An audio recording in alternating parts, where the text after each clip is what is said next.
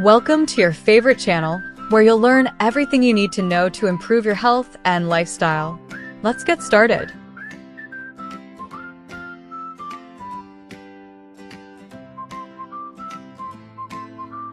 You know, we all want to live longer, healthier lives. It's a fundamental human thing, right?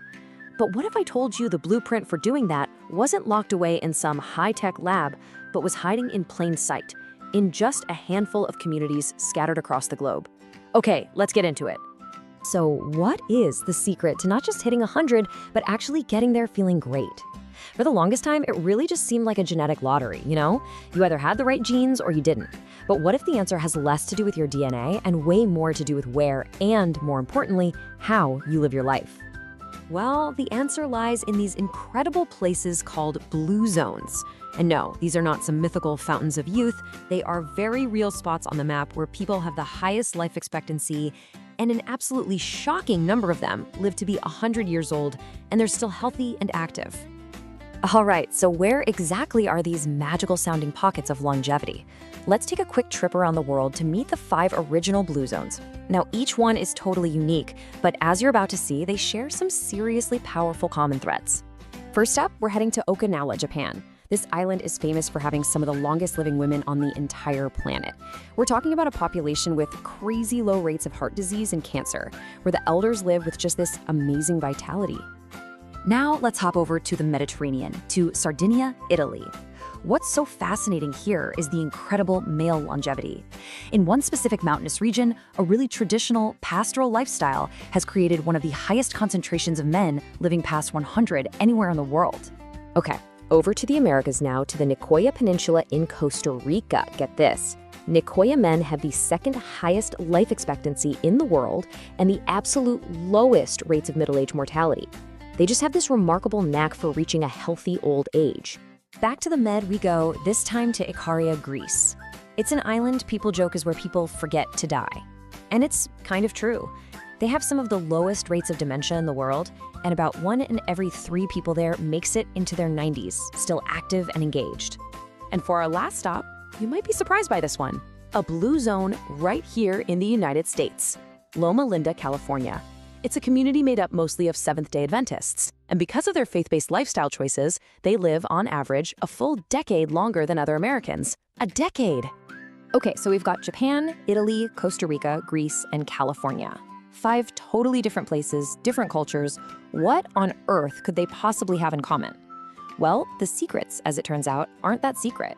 They're just simple, consistent, daily practices that are woven right into the fabric of their lives. Let's start with maybe the most crucial point, their diet. Across all 5 blue zones, the vast majority of what they eat, we're talking 90 to 95%, comes from plants. This means their diets are just naturally low in stuff like saturated fat, and they're packed with fiber and antioxidants that fight all that age-related damage. Sure, they eat meat, but it's rare, more like a special treat than an everyday thing. And what's really cool is seeing how each place puts this plant-first principle into practice with their own local foods. Just look at this. In Okinawa, they're eating things like purple sweet potatoes and bitter melon. Down in Nicoya, it's all about the 3 sisters, corn, beans, and squash. And they drink this calcium-rich hard water. Over in Sardinia, they have goat's milk and a special kind of red wine. It just proves it's not about one single superfood, but about a whole pattern of eating real, local, plant-based foods. Okay, the second secret is movement. But, and this is a big but, it is not the kind of movement you're probably thinking of. People in blue zones aren't pumping iron at the gym or running marathons. No, for them, movement is just a natural part of their day. They're gardening, they're walking everywhere, they're doing chores by hand. It's this constant, gentle, low-intensity activity that keeps them going all day long. But it goes so much deeper than just food and fitness. A hugely powerful factor, one that we often overlook, is their social structure. It's really built on 3 pillars. First, super strong family connections, with elders being valued and living right there with their families. Second, deep community bonds. And third, a clear sense of purpose. And this social safety net, it's not just a nice idea. It actually, biologically, lowers stress and inflammation, which we know are huge drivers of age. In fact, this whole concept of purpose is so important that it has its own name in these places. In Okinawa, they call it ikigai, your reason for waking up in the morning. How cool is that? In Nicoya, it's the plan de vida, or a life plan. Just having that sense of direction, knowing that you matter to your family and your community, is an incredibly powerful driver of a long life. Now, I know what you might be thinking. It's easy to look at all this and just say, well, sure, that's great for them. They must just have amazing genes, right? It's that classic nature versus nurture debate. So, which one is it? Well, the research on this is actually stunningly clear. Our genes are only responsible for about 20 to 30% of how long we live. The rest, that massive 70 to 80% chunk, it all comes down to lifestyle and environment. So the big takeaway here is that our daily choices are way, way more powerful than the genes we were born with. But here's the thing, this incredible legacy of health and longevity, well, it's fragile. The modern world is knocking on the door of every single one of these blue zones, and the changes are happening really, really fast. I mean, just look at this comparison. It's a clash of two worlds. The very pillars that hold up the blue zone lifestyle are being directly challenged. Whole, local foods are being pushed out by processed fast food. Natural movement is giving way to cars and sitting at a desk. And those strong community bonds are being threatened as younger people move away to cities. And make no mistake, these aren't just theories. This is happening right now. In Okinawa, for example, the younger generation has adopted a more Western fast food diet, and scientists have already documented a drop in their longevity advantage. It's a real-time erosion of what made them so special. On top of that, you've got urbanization and even climate change threatening the local crops their diets rely on. So that leaves us with a really critical question. The blue zones offer this proven blueprint for a long, healthy life, and it's based not on some expensive new tech, but on community, on purpose, on simple, healthy habits. The challenge for all of us is, can we learn these profound lessons before the very cultures that teach them just fade away? It really makes you think, what's one thing you could take from their blueprint starting today? Here are some tips to help you have a healthy and strong body and mind. Remember that we upload videos every day.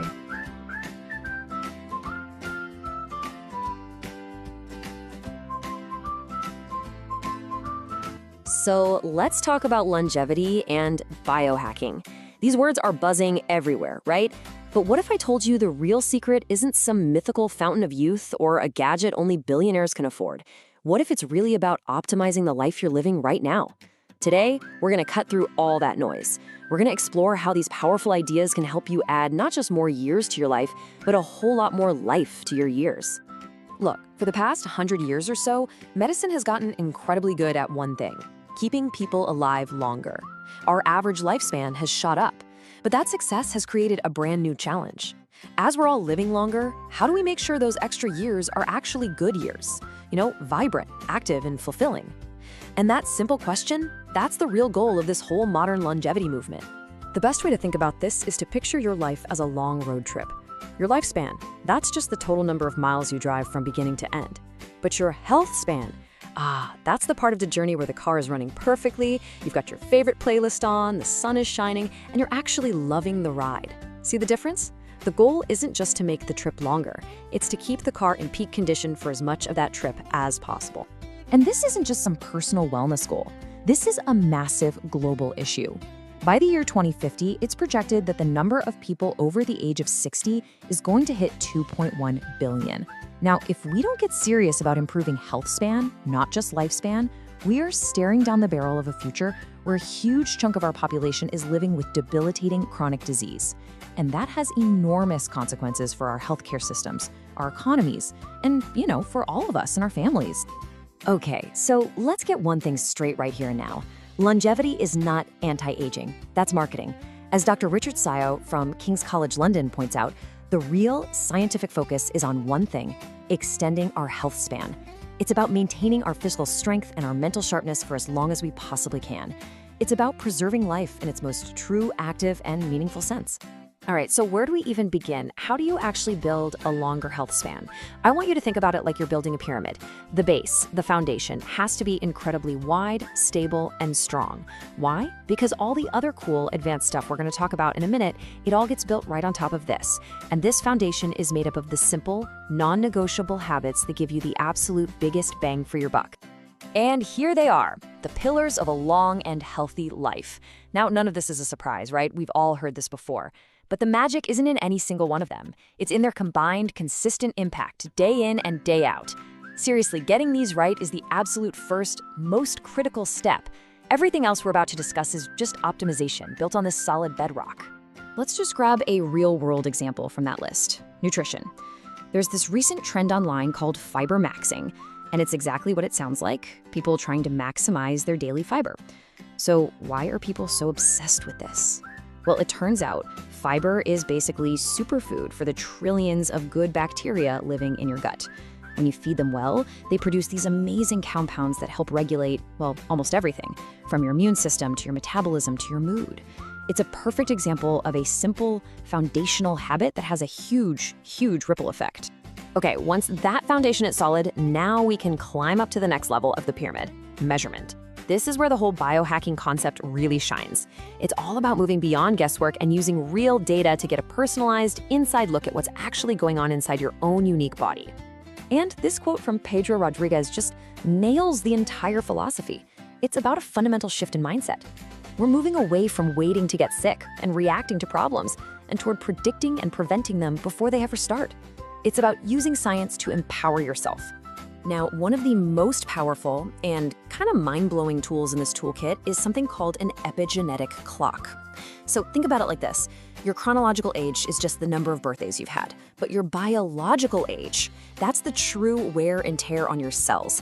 And these tests can actually estimate that number, telling you if your lifestyle is speeding up your aging process or hopefully slowing it way down.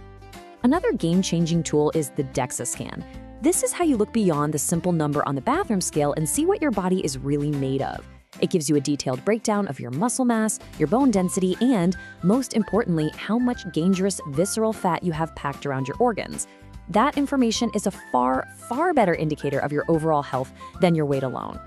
And really, this whole level of the pyramid boils down to one simple, powerful principle: you just can't improve what you don't measure.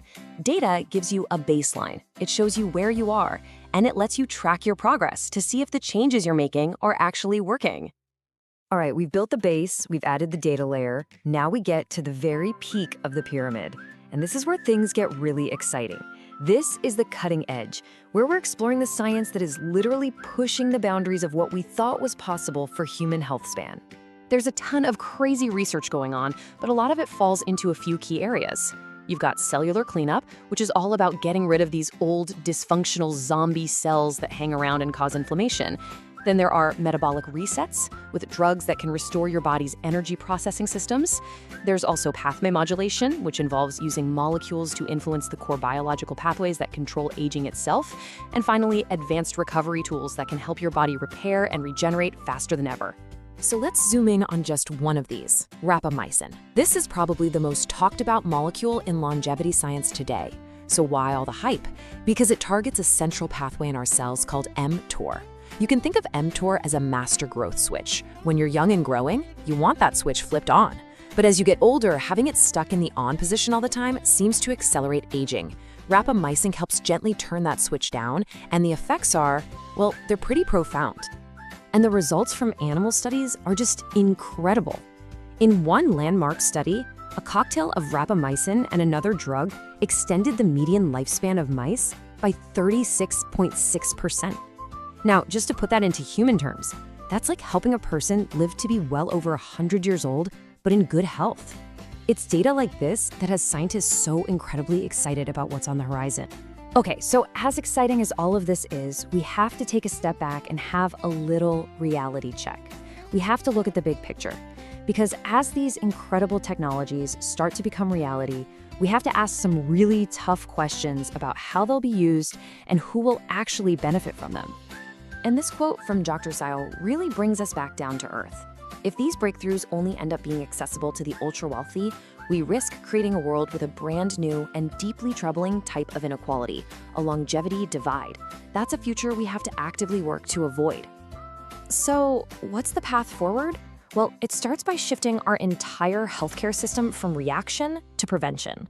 It means democratizing access to these diagnostic tools and basic care so everyone can take control of their health.